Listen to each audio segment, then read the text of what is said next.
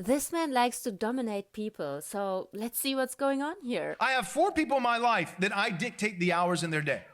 I dictate what time they go to the bathroom, when we eat, what we wear. Okay, let's see what this means.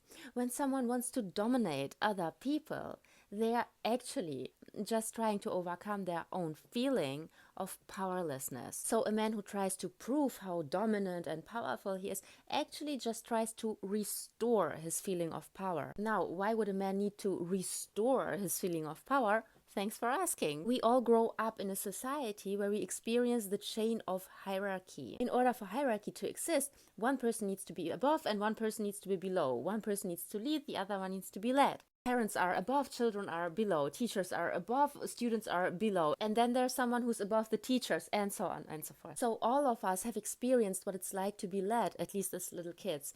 And many of us store a lot of trauma around this hierarchical structure. Means as kids we would be led in a way that would suppress us and not give us the chance to express ourselves authentically, which would lead to trauma. And people who have experienced this trauma will try to reclaim their power. And how are they doing it? By dominating someone else. The problem is that hierarchy is a social construct. We are establishing and reinforcing hierarchies by attaching value to our differences. This means that in order for us to lead someone, we need to create a narrative that puts them below us, reinforcing their lower position by oppressing, humiliating, or devaluing them, oftentimes systemically. So we are entertaining a system that artificially creates victims. And the craziest thing about it is that the victim chain doesn't really end. The oppressed ones become the oppressors, and we see this in so many family lines. We keep the cycle of trauma alive. Let your takeaway be that dominance comes from the feeling of